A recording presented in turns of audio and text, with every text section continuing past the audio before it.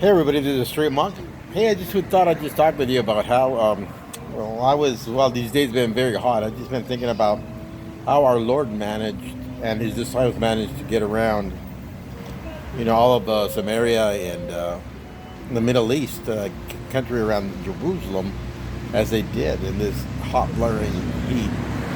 Now, we've been hitting about hundreds, averaging about 100 for the last 2-3 weeks, and it's been baking hot, and we're lucky here because we don't live on top of sand. Well, we do live on top of sand, but we have a concrete jungle where we have a lot of sidewalk and pavements covering the streets along with a lot of trees and decorative grass and everything. So it keeps the temperature fairly down.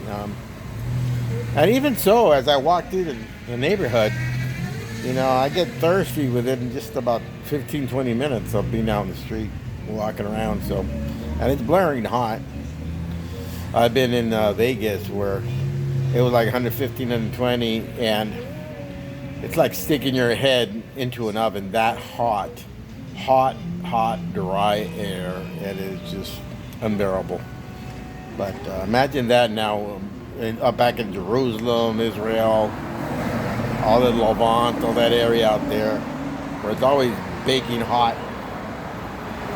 So we can't really complain much here about our weather. The hottest weather we have is like 100, but somehow, some way, we find a way to stay cool, and we're very fortunate today in this modern world to have conveniences like air-conditioned buildings that we could all run into to protect us from this heat. But wow, how did Jesus do it?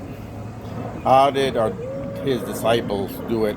Wandering through the deserts, preaching, teaching, and healing. I give them a lot of credit. I one time went to a very arid part of the city, and it's up in the hills, super dry. As I walked through there, it only took 5 minutes of that heat to cause my mouth to dry up, my throat to dry up, and to crave intensely water. So it was pretty crazy. I don't see how they did it. And they did it so well. Traveling miles, tens of hundreds of miles in this heat, this type of heat, even hotter heat than what we have here. So wow, that's something that we kind of don't overlook quite a bit. That intense heat in the Middle East. In all that area around Jerusalem.